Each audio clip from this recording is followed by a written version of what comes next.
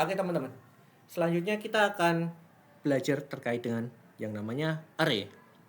Array adalah variabel yang bisa menyimpan banyak nilai sekaligus dengan tipe data yang sama. Kalau variabel biasa hanya bisa simpan satu data saja, berbeda dengan array.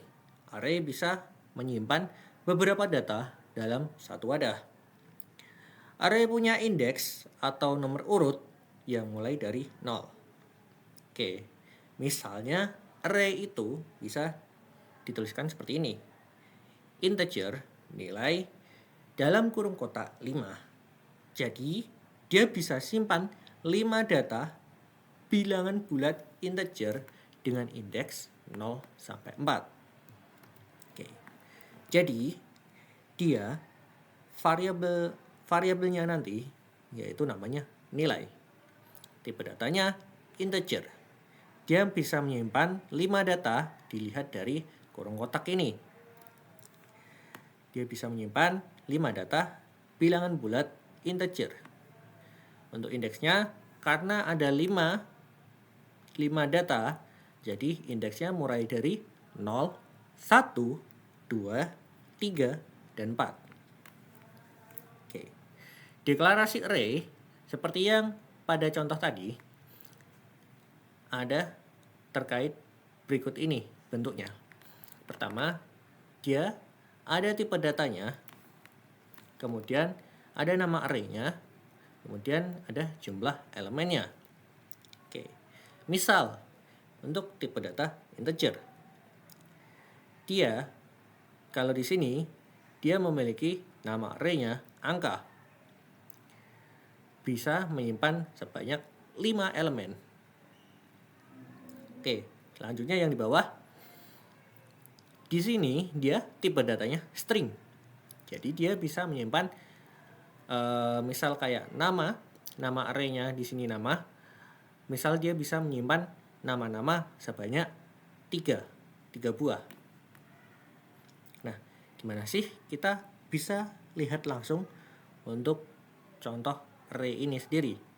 Gimana cara menuliskannya dan bagaimana mengisikannya? Kita bisa mengisikannya secara satu persatu seperti ini, teman-teman. Kita coba langsung saja ke website Programmis. Nah, kayak yang Bapak tadi bilang, di sini nama array-nya adalah nilai. Dia akan menyimpan 3 buah elemen. Dimulai dari indeks 0, 1, dan 2. Ingat, karena tipe datanya integer, kita cuma bisa masukin untuk nilainya berupa bilangan bulat seperti ini. Oke. Nilai pertama dia akan menghasilkan 80. Nilai kedua 90. Nilai ketiga 75. Kayak gitu. Hasilnya seperti ini, teman-teman. Oke. Ini kalau kalian memasukkannya satu persatu. Terus bagaimana kalau mau memasukkannya langsung kayak gitu, teman-teman? Kita bisa pakai yang ini, ada pakai kurung kurawal terlebih dahulu.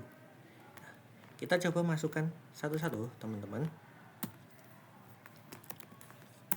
Maaf, jangan lupa ia dipisahkan oleh tanda koma.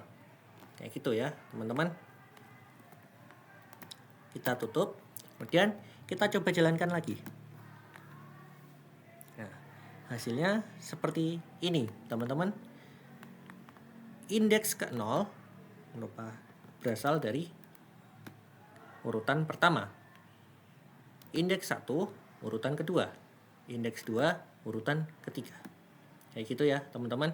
Bisa dipahami untuk bagaimana cara memasukkan nilai secara mengisi nilai ke dalam suatu array, baik satu persatu maupun langsung diisi semuanya, kayak gitu. Oke, kemudian kita akan belajar terkait dengan looping dengan array, teman-teman. Nah, ini fungsi dari looping yang sudah kita pelajari kemarin. Karena untuk array itu sendiri kita tidak bisa langsung menuliskannya untuk code-nya seperti itu. Misal contohnya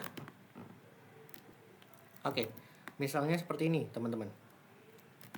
Kita tidak bisa langsung mengeluarkannya tanpa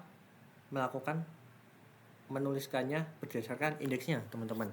Jadi harus ada dikeluarin dulu satu persatu melalui indeks teman-teman.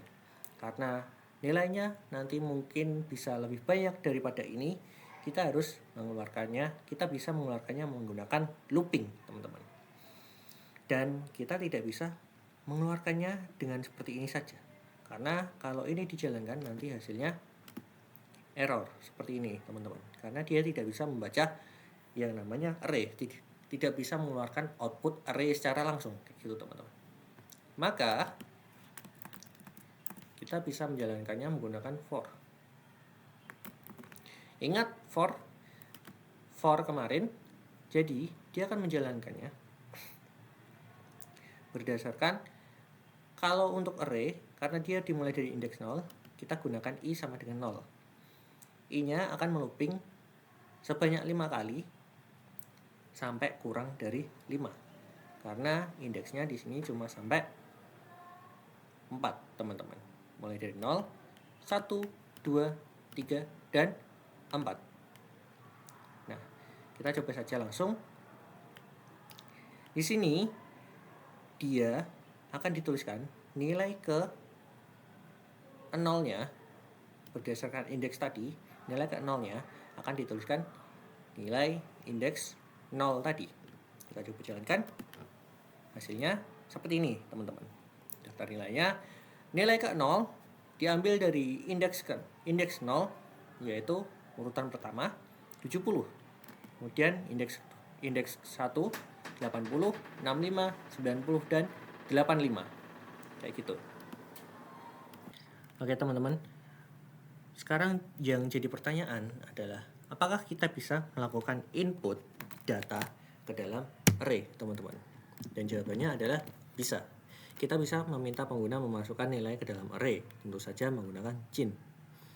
Cinnya kita bisa sesuaikan dengan nilai indeksnya nanti, teman-teman. Oke, jadi kita langsung saja ke website Programisnya. Oke, ini ya. Nah, akan coba Bapak jelaskan kepada kalian di mana dia nanti ini perulangan pertamanya, perulangan yang ini berguna untuk memasukkan nilai berdasarkan indeksnya nanti, teman-teman. Oke, i plus 1. Jadi dia akan meminta memasukkan nilai pertama, kedua, ketiga, keempat, dan kelima, seperti itu. Karena agak rancu juga kalau kita menuliskan masukkan nilai ke 0. Tapi karena array itu urutan pertamanya 0, maka kita tetap pakai 0 di sini, teman-teman. Oke, misal dijalankan. Oke, yang pertama dia akan meminta nilai ke 1. 1 ini didapatkan dari i sama dengan 0. Karena kondisinya memenuhi, dia menjalankan yang di bawahnya ini, memasukkan nilai i tadi 0 plus 1. Jadinya 1, dituliskan ke 1 sini. Kemudian ada titik 2, kita bisa masukkannya melalui cin ini ya, teman-teman. Cin nilai 0. Kita bisa masukkan 90. Dia akan lanjut lagi meminta nilai kedua. Karena sudah kena i++, i sekarang menjadi 1. Dan masih memenuhi kondisi, sekarang masukkan nilai ke 1 tambah 1, 2. Kayak gitu.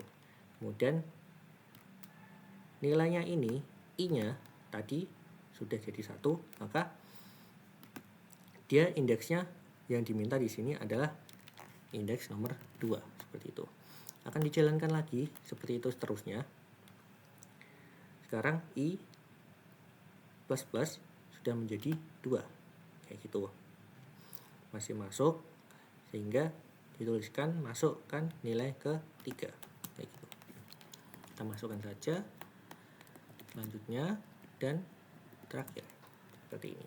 Nah, sebenarnya sampai sini tadi dia sudah mendapatkan nilai array bilangan bulat sebanyak 5 buah.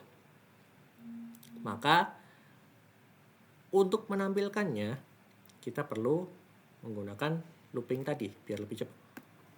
Yang kayak sebelumnya, teman-teman. Menggunakan data nilai yang dimasukkan nilai ke 1 berdasarkan nilai indeks ke 0 yaitu 90. Nilai kedua berdasarkan indeks 1 80. Dan seterusnya seperti itu, teman-teman. Oke. Itu untuk array. Teman-teman, silakan dipelajari terlebih dahulu karena kita akan masuk ke dalam array 2 dimensi setelah ini.